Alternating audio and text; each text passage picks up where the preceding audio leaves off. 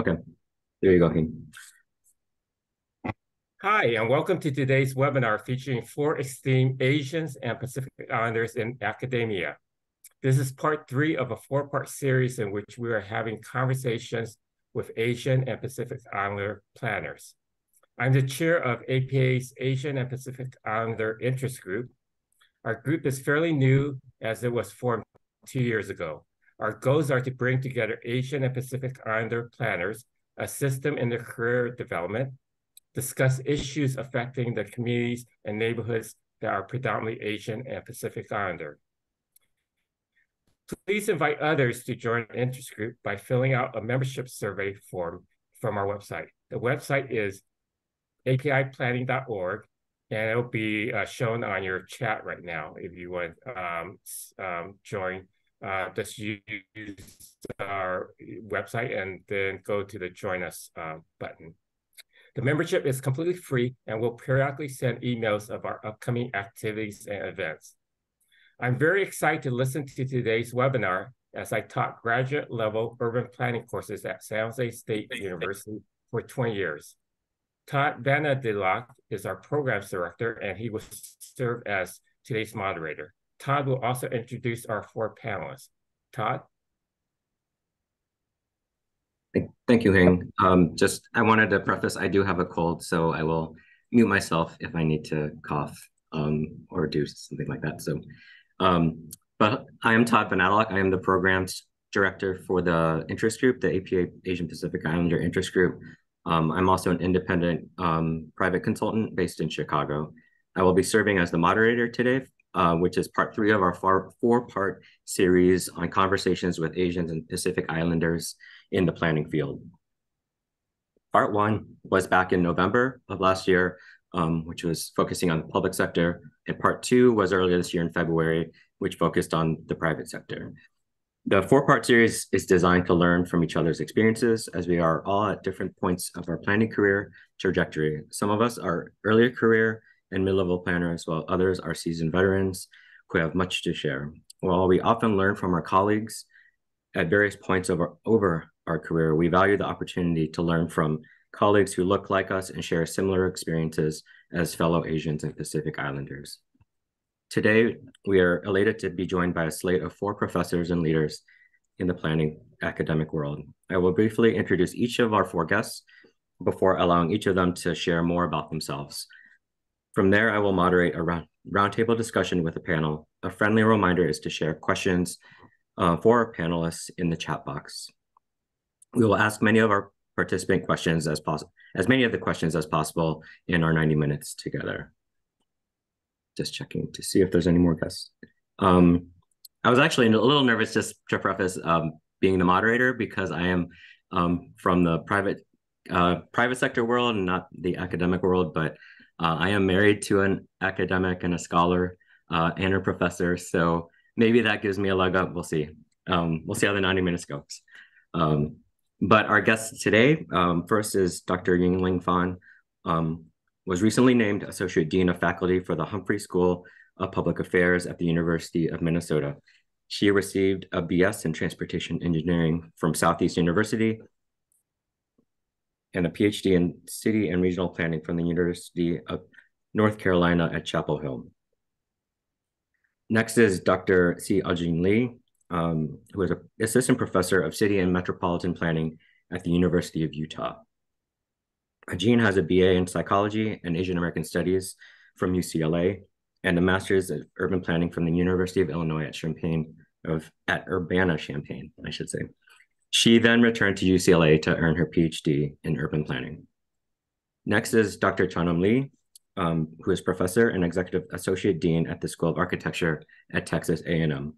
Chanam received her BA from Kyungpook National University, I hope I said that correctly, in South Korea, master's in landscape architecture from Texas A&M, and a PhD in urban design and planning from the University of Washington. And our fourth panelist is Dr. Lois Takahashi, who is the Houston Flournoy Professor of State Government and coordinator at the University of Southern California's MPA program in Sacramento. Lois also served as president of the Association of Collegiate Schools of Planning, or ACSP, from 2015 to 2017. She received an AB in architecture from the University of California, Berkeley, an MS in public management and policy and architecture from Carnegie Mellon University in Pittsburgh, and a PhD in urban and regional planning from USC. So welcome to our four guests, and I will start the roundtable now. I did provide that quick introduction, but I did want to give each of our four guests a chance to kind of give them a little bit more background on who they are, maybe their research or academic pursuits at the moment or in the past. And I guess we can take it from there. And I have some questions that I have on my list, as well as, again, we can take questions in the chat box as well. So I guess we can go in any order, but if anyone wants to volunteer, otherwise I will randomly choose one of you. I guess Dr. Yingling Fan was first on my screen, so maybe we'll start with Dr. Fan. I got a sense that I'll be randomly chosen. So my name is Yingling Fan, originally from China. I came to the United States in 2003, so has been in the United States for 20 years. Did my bachelor degree was actually in transportation engineering. So I kind of switched from engineering into urban planning when I pursued a graduate school at UNC Chapel Hill, when I applied to graduate school in the United States. My first job was a visiting assistant professor at University of Illinois at Chicago. That was a 9 months appointment, and then I got the tenure track position at University of Minnesota, and I have been at University of Minnesota since 2008. And so my research really focuses on transportation in particular, but I would consider my research quite interdisciplinary because it specifically explore social equity issues as well as the connection between transportation and public health, in particular. People's emotional experience when they use the transportation infrastructure. I can talk a little bit more about my research background, but Todd, I understand that we have 4 speakers, so maybe we just, I will end there. And are there questions that I did not answer through my background introduction? Great, thank you. Yeah, definitely. We can come back to anyone's after each person's introduction if there was particular interest in anyone's research pursuits. I do want to mention that while we do have 90 minutes together, that's a really short time to really get deep into conversation with all 4 of you. But I did want to say, like, if there was really interest in any one of your research pursuits, we could definitely bring you back for your own 90-minute session in the future. So definitely we'll keep that in mind as well. So I will go counterclockwise. Lois is the next on my screen. So. On the counterclockwise side, Todd? Well, that's interesting. Okay, so I don't know. Maybe it's different on everyone else's screen. Who knows? This Zoom stuff is really random. And actually, I don't know if you all saw, but the governor of California just put out an executive order on AI. So we'll be seeing more, I guess, investment on that here in California. Hang, in case you want to go back and teach at San Jose State. So I'll just be really brief about this. I mean, all of us have websites and all that kind of stuff. So I've been in academia a long time, maybe too long, I don't know. And I've been at USC Price. I got my degree here, but I've been at USC Price for about 6 years. So sometimes you end up in the same place where you started. And I, have done a lot of different kinds of research in my career. I think because planning is a lot like that as a profession. So I started out looking at NIMBY back in the day when NIMBY was still kind of, people didn't really know too much about it. And more recently, like Yingling, I've been working more on health issues. So we have a couple funded projects now on housing and health-related outcomes, because health folks think housing is really important, but they don't quite understand how. So we're going to try to be a part of that conversation. And also, we got a recent grant, which I need to talk to Ajit about later, about homelessness among Asian American and Pacific Islanders in California. So we're going to try to assess the size and composition of that population, which is a lot more difficult than you might think. So I'll stop there and we can come back to issues later, Todd. Thank you. Great, thank you. Next is Dr. Chonam Lee. Hi. So I think there is a little theme around health. I'm also doing a lot of work related, I call it active living research. I do a lot of research around walkability, bikeability, active aging. Something a little different maybe for me is I started my career as a designer. I'm trained as a landscape architect, so I do research in really quantifying the health benefits of the built environment, but I also am very keen to really applying what I learned from my research world into really practical world, and from healing garden design to large medical city projects. So I still do 100% of my teaching assignment is in the landscape architecture. So I feel like I'm kind of split between design world and planning world and public health world. Somehow I feel okay about it.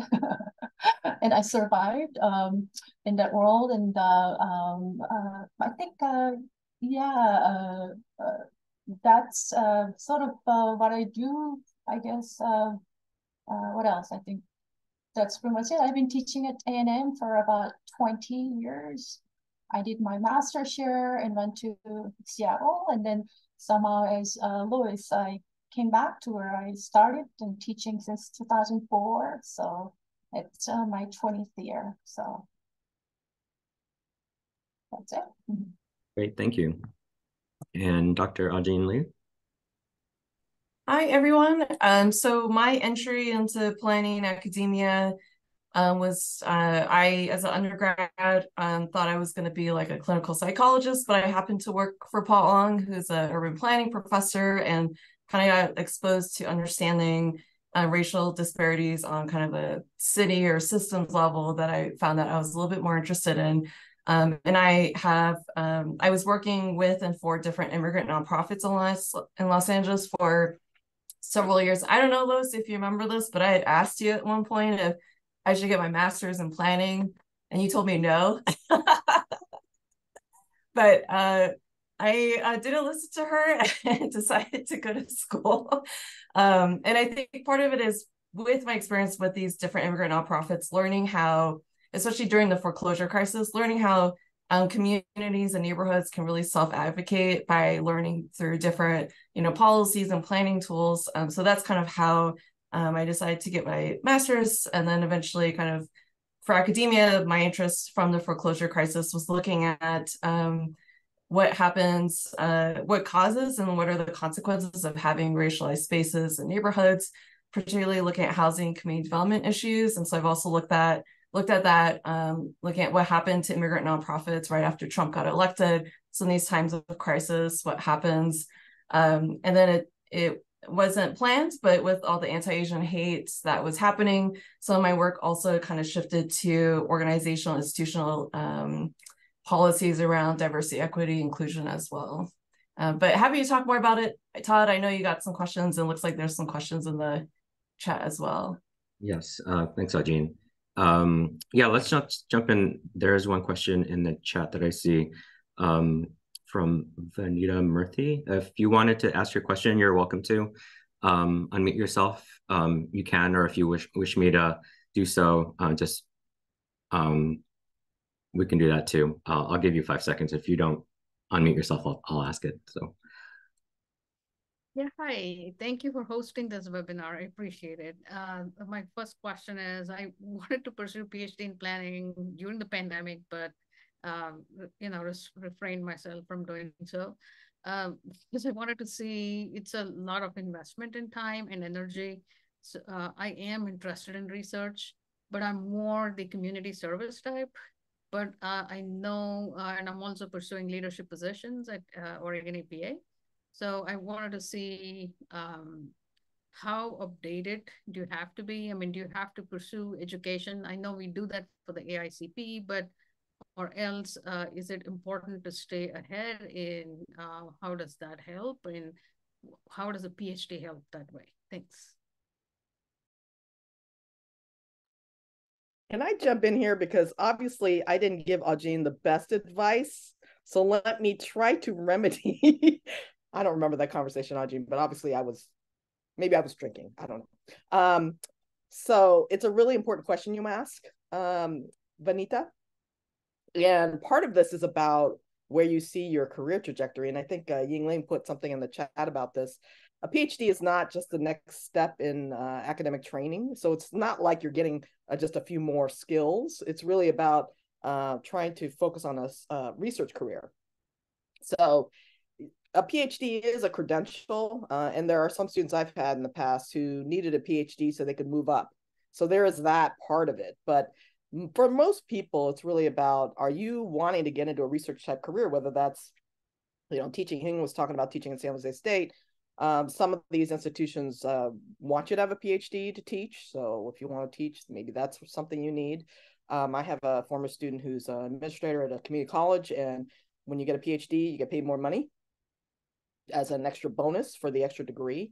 And then there's those of us who are working in university settings where a PhD is really kind of the entry credential for being in tenure track or research or teaching positions. So it's really what you're seeking to do. If you're just wanting more training, a PhD is not worth your time or the money, in my opinion. But I could be wrong. Look at Aujin. So, I appreciate that. Thank you. Great, thank you for your question. I don't see. All right, no more questions at the moment. So I will go through my list. This is kind of a general question. I actually asked this for the other two sessions as well, is how did you first learn about urban planning? I know that's often the question we ask each other because it's kind of a field that many of us kind of bump into. And some of us find it instantly, other of us don't have that linear path to it. So kind of curious to hear your own path to it. And we can go in any order. I won't randomly choose this time. Happy to go first. So I first heard about urban planning actually when I was in China, trying to figure out which undergraduate degree program I should get myself into. And in China, urban planning is a very, it's often being considered a very technical field. So students who pursue urban planning degrees actually need to have very good drawing skills. There's a lot of drawing, so there were requirements about, kind of you have to pass this type of have this level of drawing skills in order to be enrolled in an urban planning degree program. And I did not have any drawing experience, so I wasn't able to apply for urban planning degree programs in China. So when I started to look for graduate programs in the United States, I realized that urban planning is very differently defined in the United States compared to in China. There's a lot of community engagement work associated with urban planning, and you don't need to have kind of excellent drawing skills in order to be enrolled in urban planning program. So that really kind of opened the door for me, given that my early understanding that in China, you actually needed to be very good, very good at pencil sketching, drawing in order to be enrolled in urban planning programs. So.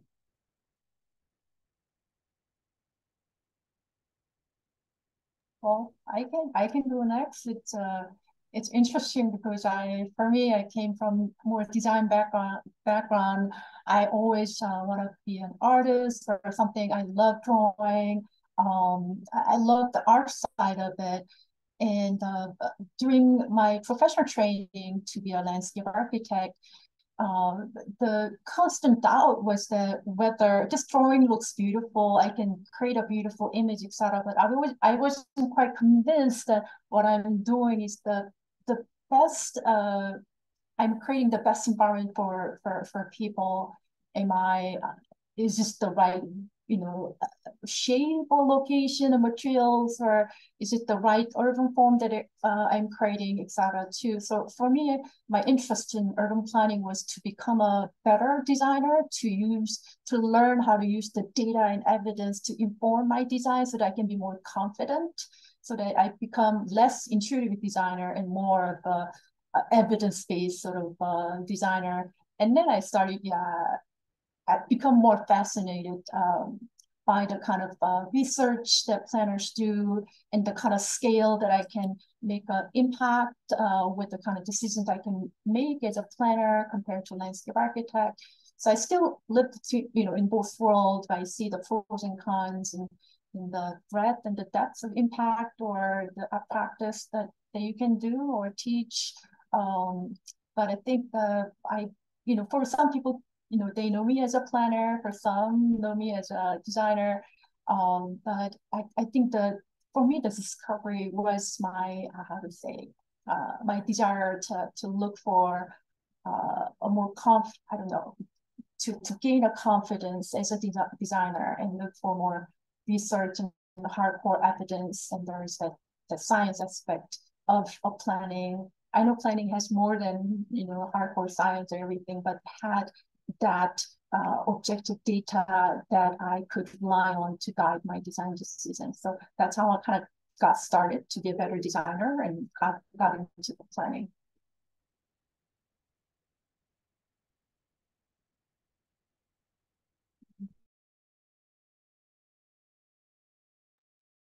I guess, Lois, I guess I could go next. I think I already introduced a little bit about how I got into planning, but I think also to plug my Asian American Studies classes that we were fortunate to have at UCLA. A lot of it was learning about Serve the People, which came out of Asian American Studies, but also just learning about this history of activists that were really focusing on like affordable housing issues or historic preservation or community development issues. And so I think that I was very lucky at least to be at a school that had kind of that background to be able to understand. So that kind of plus just some faculty that I happened to work with and learn from really influenced kind of how I learned about urban planning.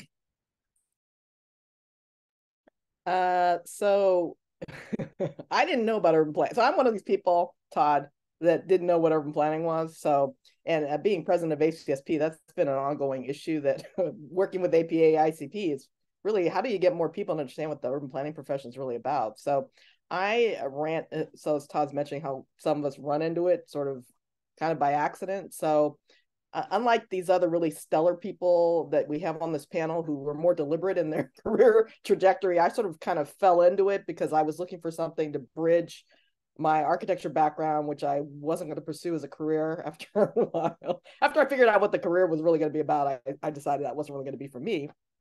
But then I was also really interested in urban policy issues. But then I didn't really want to be an urban policy analyst. So I was trying to figure out where I fit. And somebody actually, one of my mentors, who's still my mentor, we can talk about mentors later if you want. This person was very important in my life. He's not a planner, but he knew about planning and he knew some faculty in planning. And so he said to me, you should go in urban planning. And I said, what's that? So, it's sort of, sometimes you get these sort of interesting moments where somebody walks into your life or has been in your life and kind of mentions something to you that you should do. And this happened to me one of those times. So since then, of course, this is kind of my home, and urban planning is kind of an interesting field because it can accommodate so many kinds of folks, from Ajing, been activists. I'm remembering, Ajing, our conversation. I was thinking that you were going to be an activist for a while, and that's why I was saying not to go for a master's degree till later. Maybe it was thinking in my mind. And then designers and engineer types.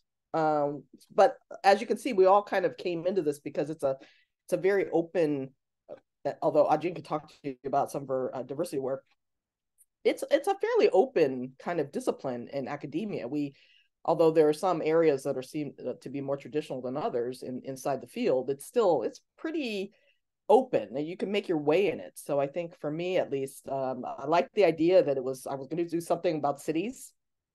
I was going to do something about design. I was going to do something about urban issues, but I didn't have to be only one thing.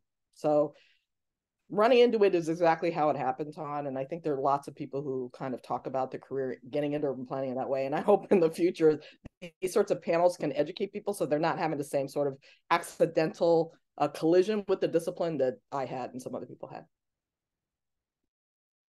Great. Thank you all for sharing. Lois, I am actually one of those who also bumped into it randomly as well. So, but you actually did raise a really good question or point that maybe either Lois, you or any of you could kind of shed some light on. About, you had mentioned that sometimes the relationship between ACSP and APA or just planning in general. I guess maybe just to focus on your own students who you teach and mentor. Where did they all come from? Do a lot of them know that planning is, I've always wanted to become a planner, or is it kind of a mixed bag like most of us are? Is you have some who are hardcore planners who knew that from high school or from even younger, or those who are like history majors and engineers and landscape architects, and so on. I would imagine it's a mixed bag, but maybe it's changed. And maybe is there a difference between planning students who are Asian American, who maybe they were all pre-med and decided they couldn't do pre-med, like me. Yeah, I'd be curious to know what the trends have been more recently, or maybe in beyond. So I should just caveat, I'll let other people talk, and so I'll just be really brief about this. I'm no longer an officer of ACSP, so I don't speak for ACSP, I don't speak for ASCP, APA, but there's been a lot of effort over the past decade or so trying to build the understanding in the public's eye about what planning is as a profession, because if you lump it into other sorts of fields, it's really difficult for people to understand. And there's no, I'm sure you all get asked, when you go out into the world, oh, what do you do? And you say you're a planner, and they go, well, what's that? And you have to come up with some kind of soundbite. So when I was the officer president at ACSP, part of what we were trying to figure out is, does anybody have a really good soundbite for what planning is? And then the second problem we had was what's ACSP? And for those of you who are not familiar with the Association of Collegiate Schools of Planning, it's the scholar, researcher, teaching, student organization that gets together once a year to share research and have conversations and to get together. So it's a networking association, institutional membership, and we have an annual research conference, which will be in Chicago, Todd. So we'll be in your neck of the woods in about a month or so. Students, how do they find planning? We talked about this about 10 years ago. Students weren't finding us. That was part of the problem. So they would eventually find us, some of them, and a lot of them would say to us later, oh, I wish I had known that urban planning was a field, because I didn't know. So I went into, you're right about Asian Americans, Todd. They come into medicine, law, all these other things, and then because of their family pressures, and then they decide, I can't do that, and then they're looking for something else. And so, if we were there at the right moment, then I think we'd get a lot more Asian American Native Hawaiian Pacific Islanders planning. But sometimes we're not there at the right moment, and people don't know who we are. So part of it's a branding issue, I think. And I'm going to let other people talk about that, but it's been a long-standing issue that I think all the associations have been trying to address. I wanted to add too, because there aren't necessarily that many undergrad programs that are focused on planning, right? We're a majority master's, PhD.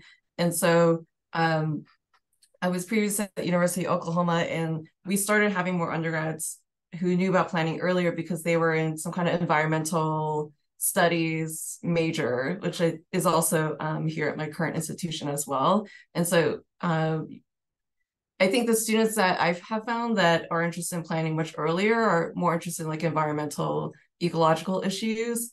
And then we had students from like music to, like you said, taught history or political science, like the whole gamut.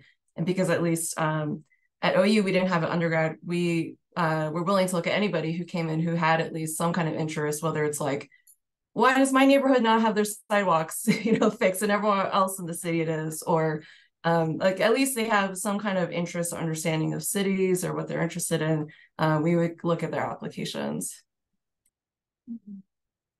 Yeah, I agree with June as well. It's I think there's a huge latent demand. You rarely see high school students wanting to be an urban planner, but then when people start to really learn about what we actually do, then they can, oh, there is a thing about what they think it's interesting, and that's urban planning. It's just takes time. We started an undergrad program here. It's doing pretty good. We have a policy track and urban design track, and we're in the College of Architecture. We tend to have a bit stronger physical planning culture. And also, depending on the universities, we call it urban planning or urban and regional science and policy. There are also slight variations in even the way how we label our programs or our departments. So there is a certain degree of confusion in a way, but also that as I think the variety into the kind of emphasis areas that people can really explore. There are people interested in like equity or policy aspect or physical planning. There are different programs in different universities that would give you the best tailored education for you. So yeah, I totally agree with other panel members of the challenge that we have.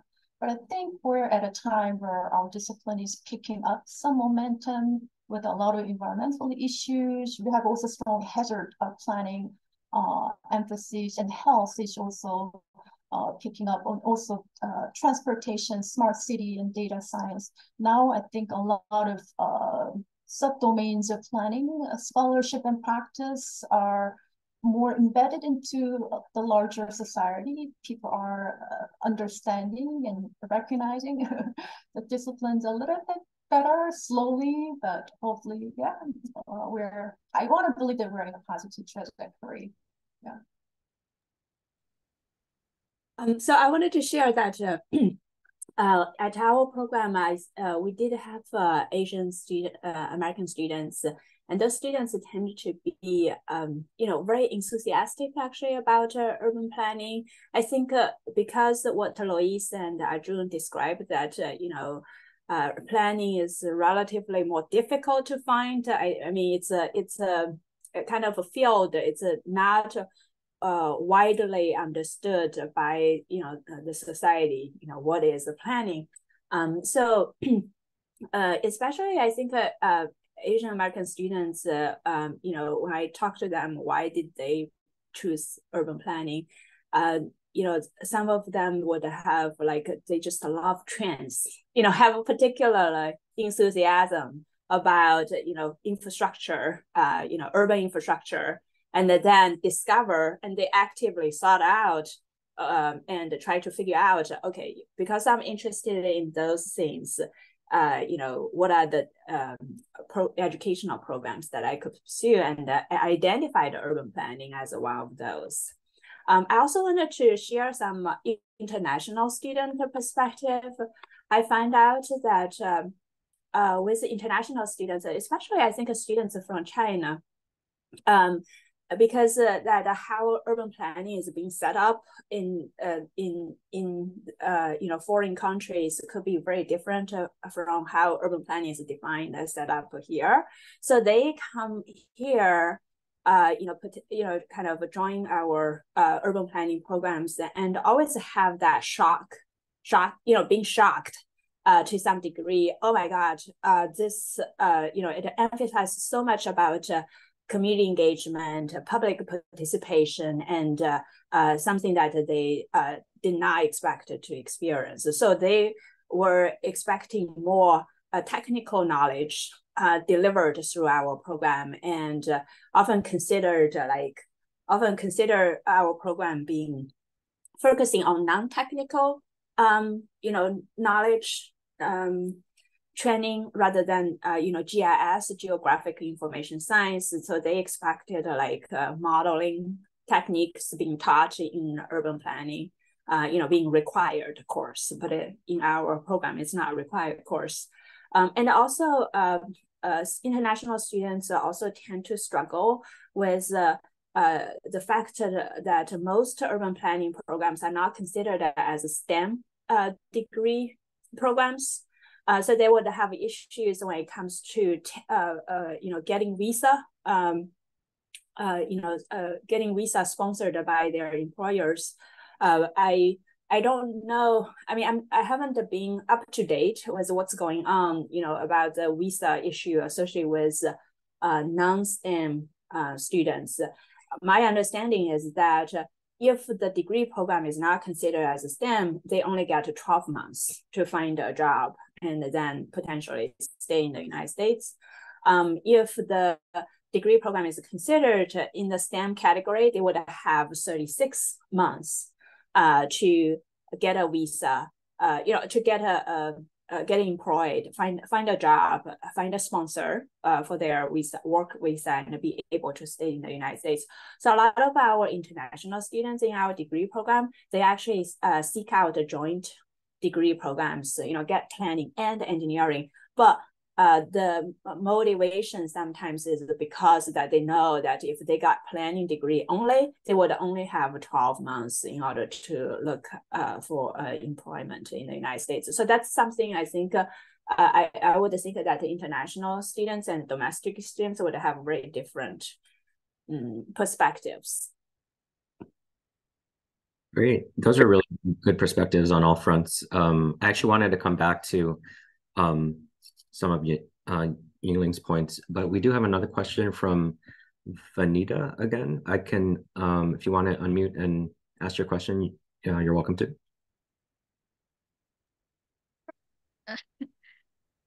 Hello again. I just want to find out, I mean, I know you all encounter students at the university who perhaps would come in for orientation, perhaps, at probably 7th grade, 8th grade level. And do you have students who are who you encounter at age 12, 13, who say they're interested in planning? I know that you mentioned that a lot of us by happenstance fell into planning, and so did I. I am a civil engineer, but I just happened to fall into planning.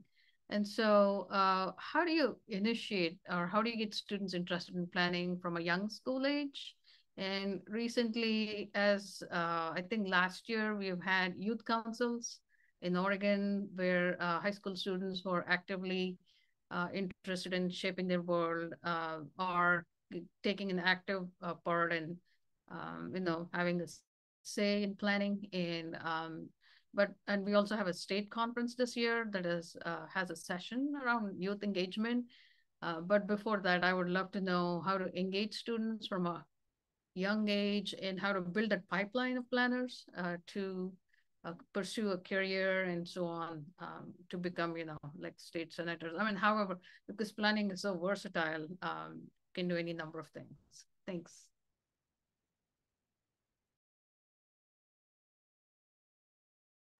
I just put something in the chat, Vanita. APA has been working on this for a while. I don't know if Todd and Hing, you know more about these initiatives, but we were talking with them about this at ACSP a long time ago too. So I think APA is very much understanding that the pipeline for professional planners needs to be built at a younger age. And so working through youth engagement programs, as Yingling knows, her dean, Nisha Bochwe, has a funded project called YEAH, which is really about youth engagement and participation. So I think there's a lot of efforts going on. I don't know how well coordinated they all are, though. I'll echo that, Lois, and I just wanted to ask Maru to just talk a little bit about what the California chapter has done to talk to high school students and even younger than high school. Right. Thank you, Heng. So I've been working. My association with APA started with the local northern section of the California APA, and I think. And one of the and I was the DEI officer at that section level when I started this. And one of my first things that I did, along with Cindy Ma, who's also here, was to organize information sessions to middle and high school students with the purpose of doing two things. One, is educating them or informing them of how democracy works, because part of the issue is the people who are showing up at these public hearings, they are, of one type. And that is one issue. And the second is teaching them in the process of the fact that there is something called urban planning, where you do not need to be a STEM student, where you don't need skills in math and science. You could be interested in a lot of different things and still go for a degree which would get you a job, as compared to, say, doing, I like to pick on public art, art history, but I think, so I think that is one of the ways you can do that, and it is local. Rather than, APA does at the national level have different ways to engage students, but that's again at the university level, not at so much at the middle or high school level. So I would, work with your Oregon APA to kind of, because you do need to have some organizational support behind you before you go and talk to students. The teachers are not just going to allow you to come and talk, right? So that's where it's important to connect with some kind of an organization. And APA, the Oregon APA chapter would be the natural fit here. And Cindy, did you want to add something at all to this conversation, if she's around? Hi. Yeah, I was just typing in the chat. Other partner organizations such as ULI, so the Urban Land Institute, and then the AIA, right? So I think sometimes we as planners make the mistake of forgetting that we don't work in a vacuum. We work with a lot of different partners to get things done. So absolutely correct. Getting involved with the APA local chapter, they might have certain resources. In the Bay Area here, ULI has a great program called Urban Plan, and that's actually a national program as well. And Maru, you and I got the ambassador idea kind of branching off of that, right? And that targets high school students specifically and takes them through an intense RFP process that really allows them to engage at the different aspects of what it means to create a development. And there's a site planner role on there. And then there's also neighborhood liaison, city liaison, all these different things that go through the planning process that I think is a wonderful program that's structured and you can be a part of without having to create something new on your own. So I think looking at partner organizations in your area is another place that will have opportunities for you to connect with youth. So thank you. Thank you, Cindy and Miro. I appreciate it. Yeah. Yeah. And just one last thing, there are also a lot of high schools and middle schools that do, especially high schools, do job fairs, right, at the high school level. So I know I've gone to a few of them with, information on what plan is, information on the local colleges that you have that offer some kind of urban studies programs or urban planning, and they're called, as we learned, that they come at the undergrad. They're not that frequent at the undergrad level, even in California. I don't know about other states, but you take that information with you so that they have it.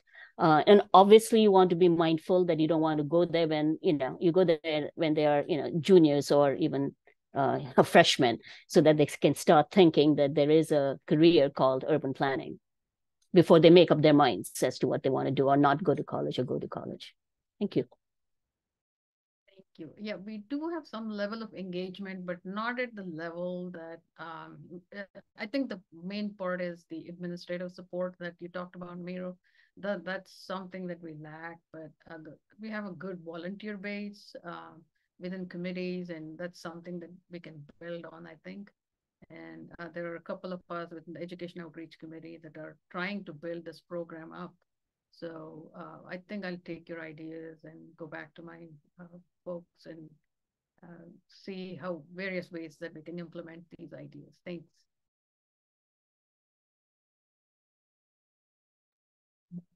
Great. Thank you so much. I really like the interactivity of everyone jumping in. We almost doubled the amount of people on the pinned screen. So really happy to see the people engaging. I think there's a few questions. Let's see, one was answered in the chat about which organization puts together the urban plan program, and Cindy had mentioned that's ULI. And let's see the next question. Oh, I guess that was it. But yeah, definitely keep asking questions. Just looking at the time, we're at 50 past the hour, so we have about roughly 40 minutes left. I did want to go back to something that Yingling had mentioned about international students. I remember I really loved when I was at Michigan, I got my master's in urban planning at Michigan, and I really loved the international students in my program. They were just so lovable just because they were so curious and excited. And I learned a lot from them too, because they really wanted to learn about planning in the US or in North America, but they also had a lot to share from their own experiences, because a lot of them came from other backgrounds as well. They didn't come straight out of undergrad. A lot of them had been working. So so that got me, so I really like that. And one thing that it's not somewhat related, because since the international experience does shape how we look at the world, regardless of where our perspective is, I wanted to think about it from the immigrant experience, because that was kind of a big part of our conversation when we had the private sector session back in February. And a lot of our panelists talked about the immigrant experience, whether it was them as immigrants or it was their parents or their grandparents. And I was just curious to know if the immigrant experience has shaped your own perspectives and approaches to planning in your own research, or when you teach, if you're with your students and so on. So just curious to know if any of that has entered into your conversations.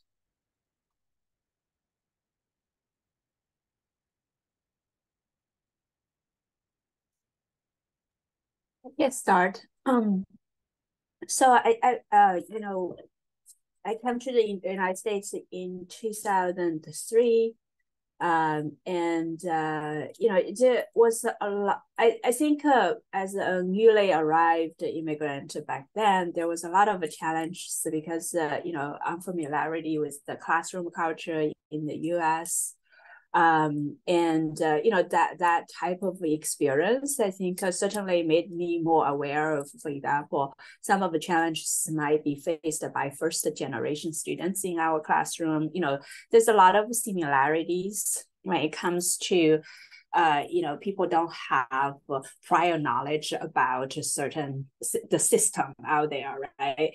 I think with the immigrant experience, a lot of times that, for example, international students might have identity ambiguity. Like it's difficult to, some international students don't know whether they classify as a student of color or not. How they engage. There's a lot of uncertainty and also anxiety when it comes to engage in diversity, inclusion, and equity conversations. I think that kind of experience, or my understanding of international student experience, definitely shaped how I would approach DEI work, diversity, equity, inclusion work in planning, as well as in higher education.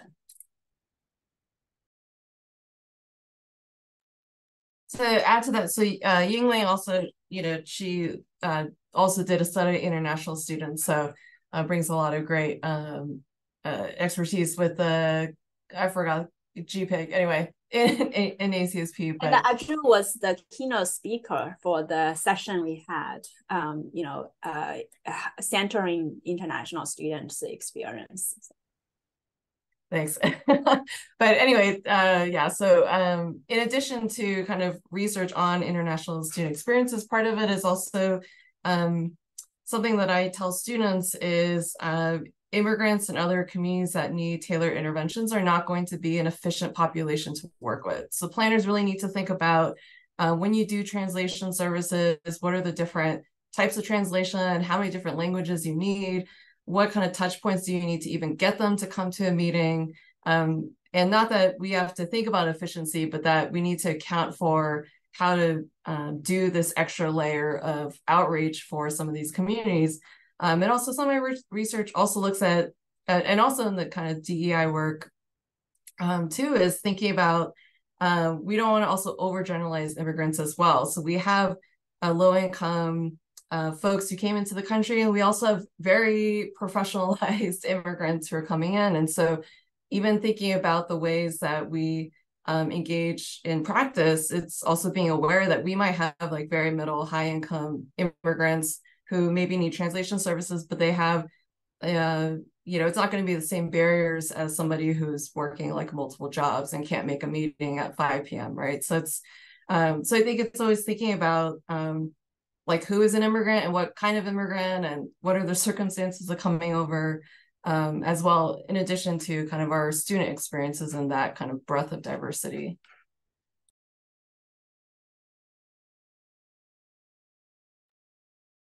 Maybe I'll just throw in a couple more things just to divert you, Todd, from your focused questions.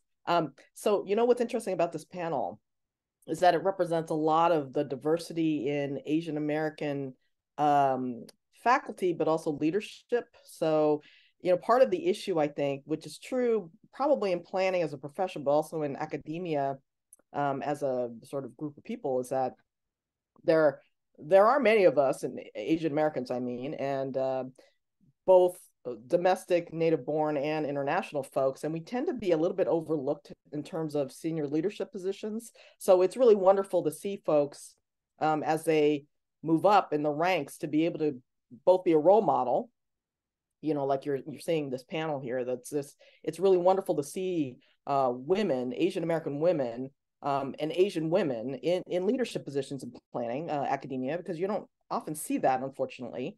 And then you have folks like Ajin, who's doing a bunch of this diversity work, publishing in the Journal of American Planning Association, talking about the profession and how what are the barriers to actually effectively executing DEI strategies in the profession, both with trying to overcome sort of the obvious barriers, regulatory and otherwise, but also these less clear rules-based barriers that are more insidious, I think, these microaggressions and other sorts of things that make people feel very stressed and unwelcome in places. So in academia, there's very similar kinds of social norms as there is, outside academia. But I think what you're seeing on this panel is the future of the academic profession, which I'm very happy to see that, Asian, and thank you, Todd, for putting together a panel of Asian women. That's, amazing, right? That we're seeing more folks that look like us in positions of authority that I think will provide for, like you're saying, Todd, these students, images and representations of people who look like them. The group that's not in this panel, I think, besides the men, are these indigenous folks, these Native Hawaiians and Pacific Islanders, which is a hugely challenging, I think, issue to recruit students into PhD programs for all kinds of reasons. But, that's one of the issues I think that we're still facing as the academic kind of world, that trying to get indigenous folks into planning, but also academia more generally is really, really difficult. So kudos on the women panel, Todd. I think that's fantastic. It's probably the latent, the fact that I'm married to an academic that probably played a role in that, maybe partly. So, but yeah, I was actually curious, does University of Hawaii have a planning program? Yes, it has an accredited planning program, and the department chair is Priyam Das, who is a South Asian woman designer. And so, yes, it's a great program. Sorry to interrupt, but I'm a UH alumni, urban planning. So glad to hear that it's doing well. Sorry. No problem. It's good to hear there's an alum in the audience. I wanted to add to, sorry, go ahead, Todd. No, it's fine. Sorry, I wanted to jump back in based on what Lois is saying. It's an issue with promotion in general too. Like Shirley Hune is one of the researchers that looked at Yes, we have a lot of, for example, Asian, especially East Asian women in academia, but they're not being promoted beyond a certain point. But as Lois was saying, we have a leaky pipeline in general in education. So it's not even just the people who do show up as faculty, it's people who can't, whether or not they even apply, but then if they apply, if they even stay in programs. And so there's a lot of like these gaps kind of across the board as well. And not just for Native Hawaiian Pacific Islanders, but also different types of Asian and Asian Americans, right? Like we don't have, to my knowledge, a ton of Burmese or, you know, Burmese or Cambodian planners, at least in the academy. I'm not sure about in the profession as well. And so it's like Yingling was saying, when we talk about diversity, it's been interesting and a point to even educate educators about like, who is an Asian American? What does it mean when you use this like blanket statement of we're all overrepresented without kind of looking at these ethnicity or first gen or queer students or all sorts of like these aspects of diversity as well that may kind of preclude students from getting additional resources to help them to enter then stay in academia.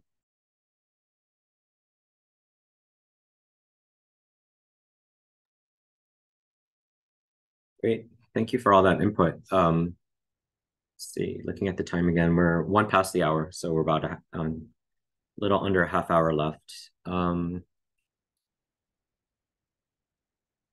This was kind of touched upon earlier about kind of being a mentor, but I guess as you're as a professor where you have students, but you might also mentor people, whether it's, I'm not sure if you chair dissertation committees, I think that's what they're called.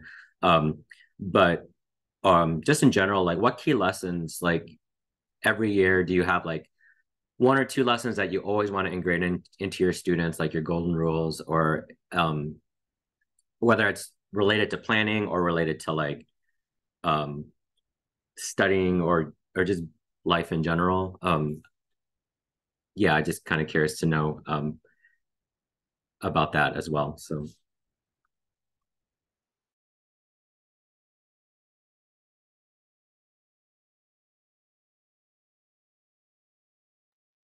I can jump in really quickly. This actually came up in my class this week. I'm teaching community engagement and planning. And one thing I was, because of my very strong kind of lens towards equity and diversity, one thing is like there's a lot of discussion of like people of color, minority neighborhoods. And one thing I always kind of advise them is like think about who, like find more information on who's actually being impacted by planning projects or developments.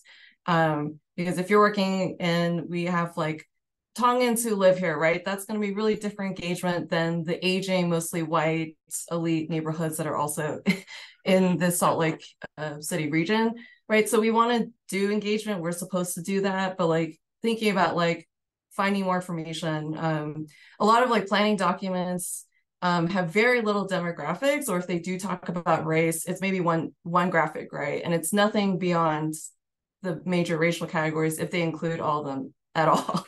So even if like Indigenous or Native Hawaiian Pacific Islanders or Asian Americans are like 2% of that city or, you know, something like that, it's thinking like Asian Americans, I think we all have this perspective. We're not necessarily the majority population in a jurisdiction, but we're still an important vote. And our AICP ethic guidelines also push that we need to do public participation engagement for underrepresented groups that are not coming to these meetings. So that's something like we just talked about in class this week.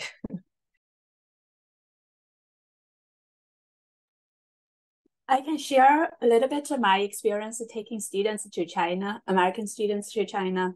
And one practice I asked them to do, I call it DIR, which is describe, interpret, and then reflect. So end of each day, it was it's typically a 2-week class. At the end of each day, we had to have end of day reflection session. And then I would ask them to describe something they was surprised by, you know, during the day, you know, whether the people they met or how people approached them or, you know, what they observed, you know, any activities they observed that they were just very surprised that those type of activity occurred and, you know, that type of behavior occurred. So then I would ask them to, don't jump to kind of conclusions. Just simply come up with alternative interpretations of why those behaviors or activities occurred, and then reflect on, kind of what would be the, more culturally sensitive way of understanding the phenomena, or understanding the activity and the behaviors. And some of the, it was a very good, that was a very good practice that we did during the study abroad program. Students often say that, some of the sharing that they had really shaped who they are, and, how they perceive other people. So for example, like in one of the example that the student shared is that at a location in a bookstore, he was looking at, the book in Chinese, and then a staff member of the bookstore came over, took the book he was looking at out of his hands, and then just placed a book that is written in English into his hands, and that book happened to be the English version of that book that written in Chinese. So immediately he felt like, first, number one, you violated my personal space. Number two, how can you make assumptions that I don't know Chinese? So those are the things, like if you grew up in American culture, that's the immediate reactions you have. But then later he realized, oh, actually this person was trying to help him. And also in China, the perception of a personal space could be very different from the perception of a personal space in the US.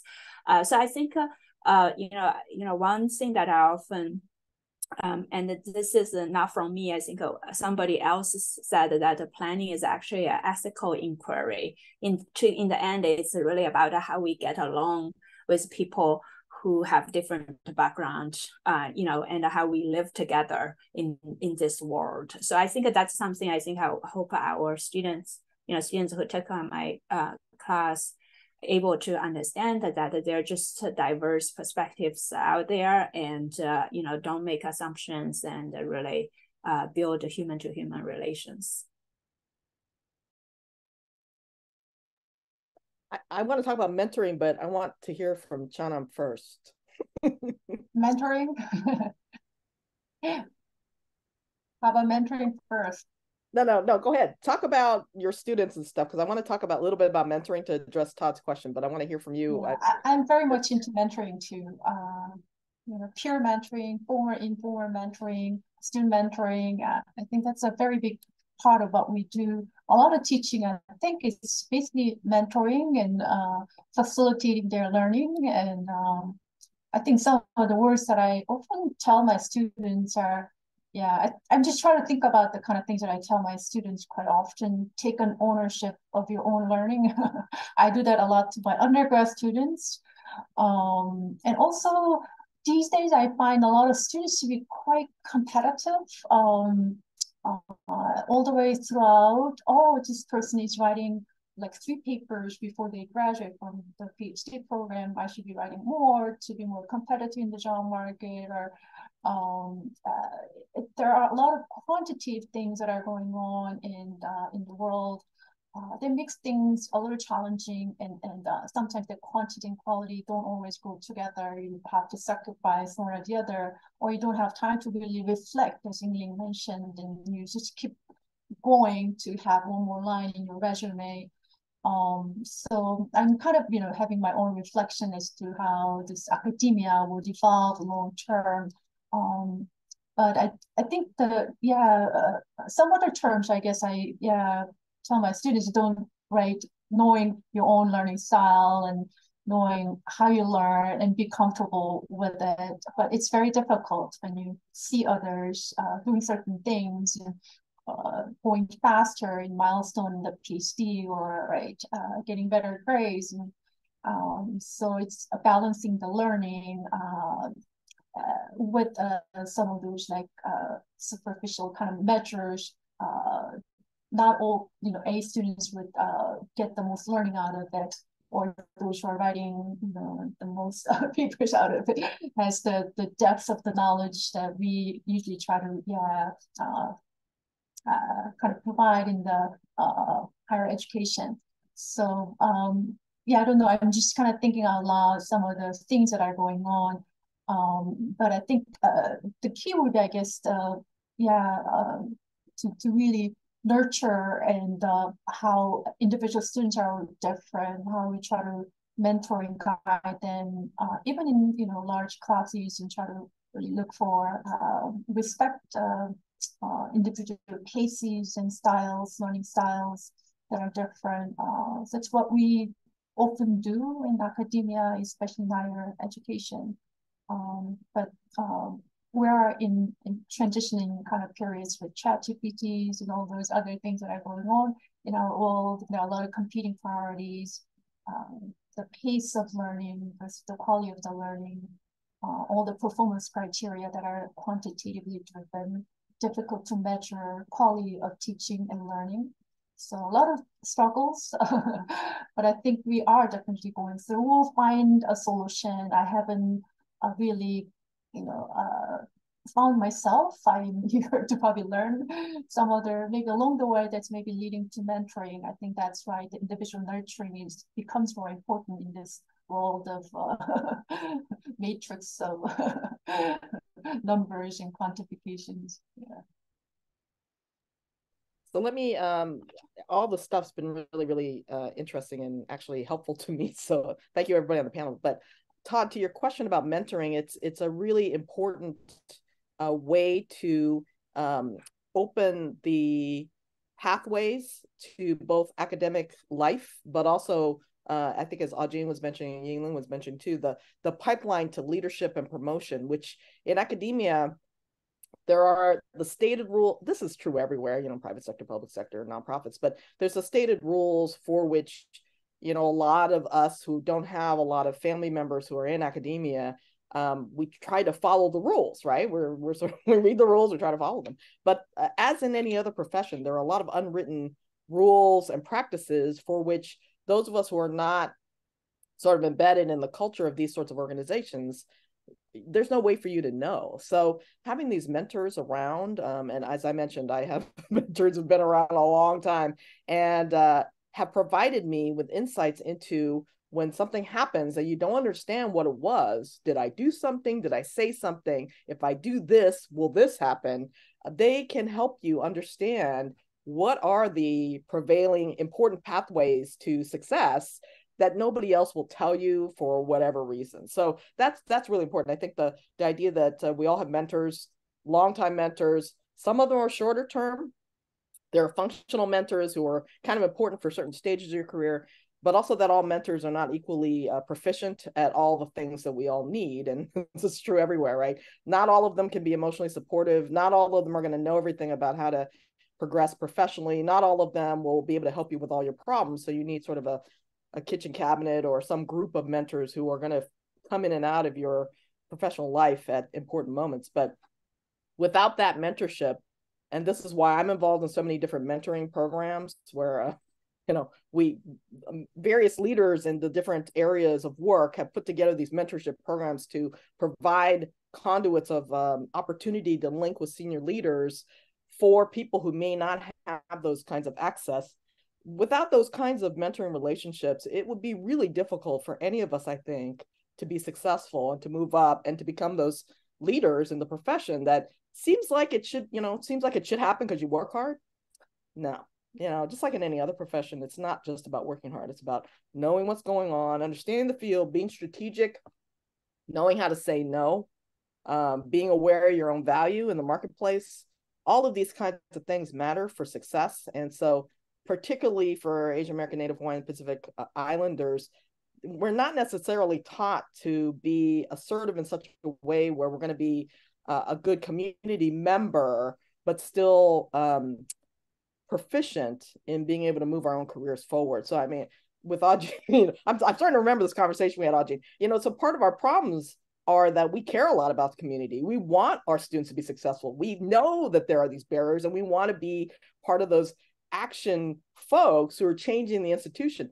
Well, you can't do that as assistant professor. I mean, I have so many mentees that they want to go change the world, and I say, go do that after you get tenure.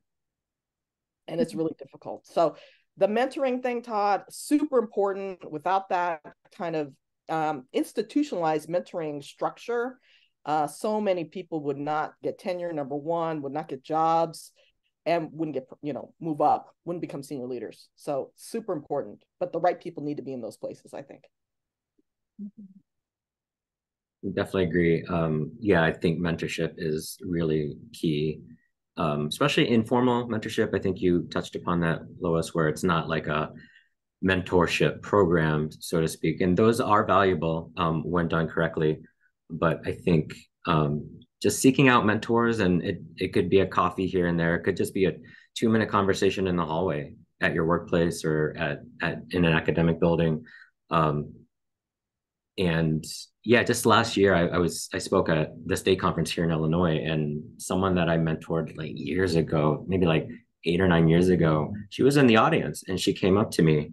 She wasn't Asian American, but she was just a young planner. She just came fresh out of school. I think she was at UIC maybe. And she just came up to me and said that she remembers our conversation whenever that was, eight or so years ago. And she said, I really wanted to just say thank you for guiding me. And I wouldn't be where I was with a lot of the mentors in my life, and you were one of them. And that really made me happy to hear that she was being successful in her career.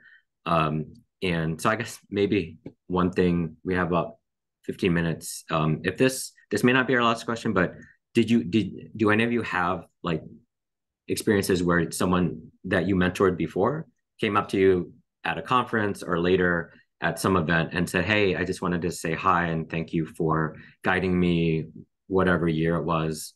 So those are kind of like neat experiences to have. And so I'm curious to see if any of you have had that before.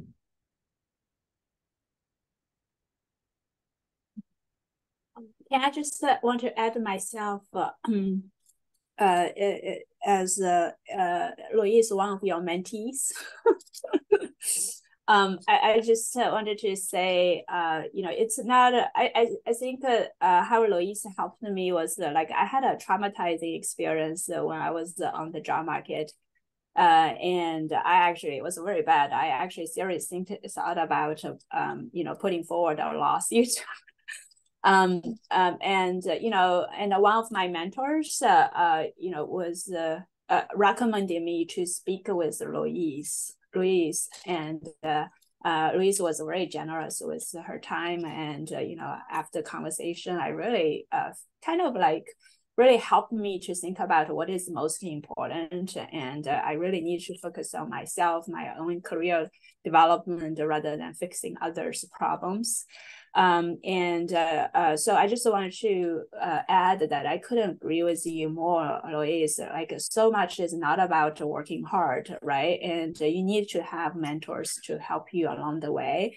One of the advice that Louise gave me, and I still consider one of the best advice I ever received, is that find your own people. So don't deal with, when you encounter any adversity, don't deal with it alone. Sometimes it's just about, find a person to talk about it, and then, when you talk about it, things become clear in your head, because a lot of times when we encounter adversities, we got emotional. And emotion is not the thing that you want to have when you make important decisions. So, yeah, so just wanted to, Todd, I apologize if I kind of moved away, what it was your core question there, but I just want to say that, it's so important to have mentors in your life, to help to deal with those challenging situations. And it doesn't matter whether you're junior, mid-career, or senior, you'll need mentors throughout. You face different challenges as you kind of evolve in your career, etc. So I hope everybody has one of those. Sometimes, it's kind of depending on the situation. have different mentors for different issues. Sometimes it's former mentor needed or informal mentor. Sometimes you need more peer mentor for certain kind of challenges or things you want to talk to. I think you don't need to label them as your mentors, but having someone that you can reach out to when you have cases like Yingling mentioned or any other, I'm not sure what that is, but any things that right, it's beyond your own control or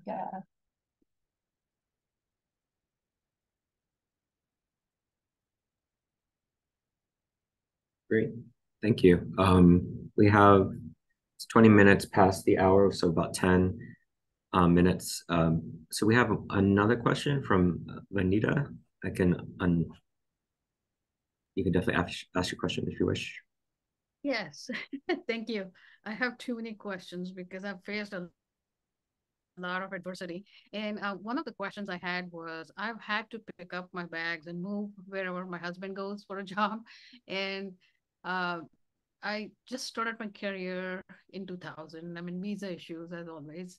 And I worked for about 2 years, and then my husband got this great job at Oregon. And so he had to pick up his bags and move here.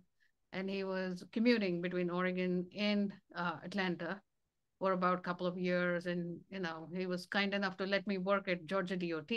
So, and then before that, we had to move again and from Michigan to Atlanta. So I have moved about 4 times, and each time I've had a big break in my career when I started it. And then it's like back to square one. You're trying to figure out what you want to do in a new place, new environment.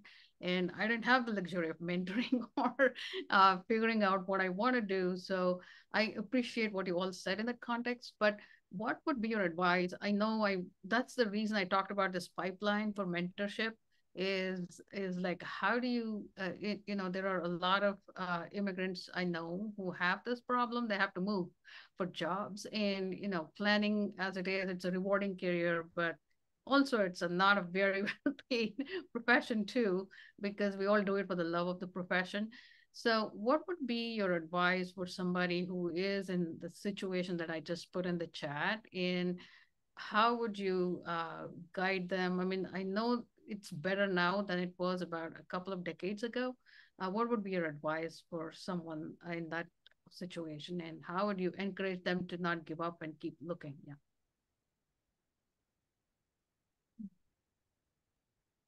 Well, maybe I can just give you some general thoughts on this, because it's not unusual actually that people have to move. And the spousal thing, it happens a lot in academic life. I mean, there's a lot of people, me included, that have to live in various places away from our spouses and work out some kind of situation and then, figure it out. I mean, I think for the idea that, how do I find a mentor when I have to keep changing jobs? The interesting thing about having things like LinkedIn or email or cell phones is that once you start building up your community of peer coaching, peer mentors, and people who are more senior in your field who you've established a relationship with, they're available to you. I mean, they may not be always available to you. I mean, people call me, and sometimes I'm not available, but usually they're the people I've had long-term relationships with. I know they're not sort of just trying to use my time. They're calling for a reason. So in Yingling, your situation was that was really, really difficult. So, I mean, I think the thing is that you have to start building relationships with people. So where you are now in Oregon, you start building relationships with peers and with people who you admire in the field. And that's what's great about LinkedIn. You can just reach out to them and say, hello, I'm a really great admirer of your work. So one of the things I would recommend to you, if you're seeking out somebody who's more senior than you are, is to really say how wonderful they are. I mean, there is nothing like, Ajin knows this, you tell me how wonderful I am, I'm much more likely to return your email than if you say, oh, I have this problem I need you to solve for me. So, try to use that charm, turn the charm on to try to kind of cultivate people. And then you start to build up this community of folks who are there to help you. So, I mean, I don't have any ready answers for you about this. It's hard out there, right? Jobs. I mean, every time I see LinkedIn, I got a job. They had to go through 400, applications and all, so it's a difficult time.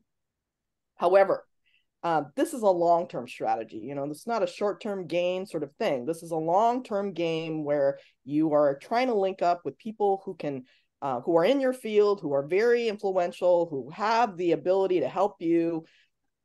And, you know, one of the things that mentors can do for you is that they're in rooms that you're not in, and they can bring your name up, which has happened a lot, you know, with me, because people are constantly asking me, who would be great for this job? So I guess what I'm saying is, start to build your connections now. You know, you may have to move again. Who knows? Hopefully you won't have to. But given that that's been your past, start building up your connections, start cultivating your leaders, start cultivating peer mentors, and then you'll have your community of people that you can turn to when something comes up. You're trying to cultivate this. I'm trying to cultivate this with international students here in Oregon. And I've not been able to mentor them, but not been able to encourage them to reach out to mentors. So that's something that I plan on doing here for students here. Thanks.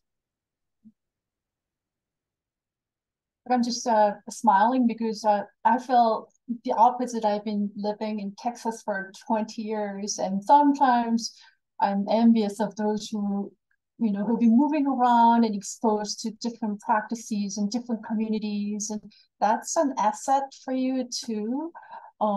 So I think again, the network, you're gonna have a lot. You have the potential for more extended network, and your experience that are much richer than those who are like me, just stuck in one place. And I only know what I know. I learned other things through secondary experiences and learning from others, but you have the first-hand experience in living in different locations, experiencing different people, lifestyle, and environment. I think that's gonna be an asset long-term, especially in careers like in planning, for sure.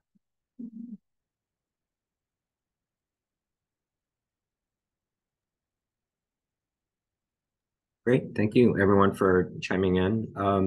We have about 3 minutes left, and then I don't see any more questions in the chat. And I do want to respect everyone's time. I know we're on different time zones and different parts of our lives right now. So I wanted to say thank you to all 4 of our guests today. Thank you for sharing your day with us. And again, I think there might be opportunities to bring some of you back to have kind of a full-length discussion on maybe your research pursuits. So I may be reaching out to you separately to do that, but I do want to give you a rest as well. And I'm not sure if you had any last minute thoughts. I just do want to add that part 4 of our 4-part series is the nonprofit sector. The date has not been set for that, but it'll be late fall. And yes, so just a reminder that this session is recorded. So within about a week or so, we'll post it. We'll also have AICP CM credits for this, for those who are AICP. And Simran, who is our newsletter editor, will probably reach out to one or many of you panelists. Thank you again, panelists. She may reach out just to get more things to talk about in our newsletter. So that'll be great. And again, join our interest group if you haven't joined yet. And that website, in addition to joining, is I think our past videos are linked from there as well. So if you want to take a look at our other sessions, we've actually had sessions beyond this 4-part series as well. So those are up there as well. So I appreciate everyone's time, and I will keep this open if people want to stick around for a little bit, but I will stop recording and we can chat offline as well. So have a good evening, everybody.